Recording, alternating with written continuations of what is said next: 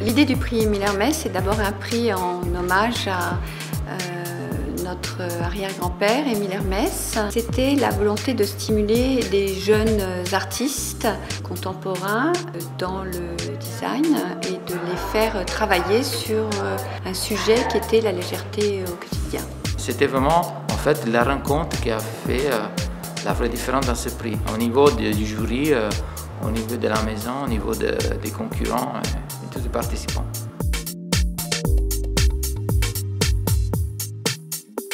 À partir du moment où une maison comme la nôtre se dit on se lance dans un concours et que la dotation, la totalité des 3 prix fait 90 000 €, ça veut dire qu'on y met de l'importance, c'est-à-dire qu'on met de la valeur aux choses. La valeur, c'est la mise à disposition d'une somme qui peut être donnée à des jeunes créateurs en récompense d'une idée, d'une réflexion, du temps passé, d'une intelligence donnée à un projet.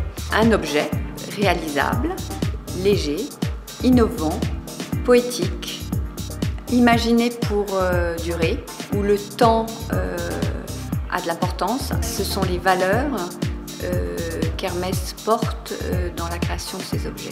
J'aurais pu porter une réponse assez rapide sous un scénographique. Déjà pour elle-même, il pouvait représenter le thème du concours.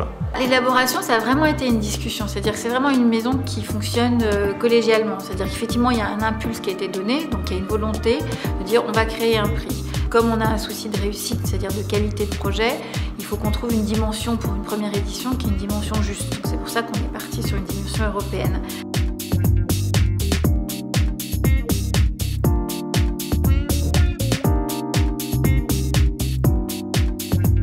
C'est une maison où on partage les choses, donc en fait, on a toujours à apprendre, on se met tous dans la condition d'apprendre, et cet échange qui enrichit, qui nous fait grandir. Alors, comme personne en plus, on ne parle même pas de société.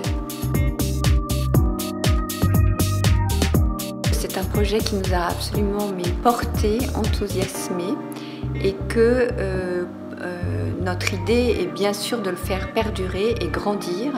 On a mis la barre très haute, on a hâte, et j'en suis sûre même, on a hâte de se retrouver en 2010 pour le prochain concours.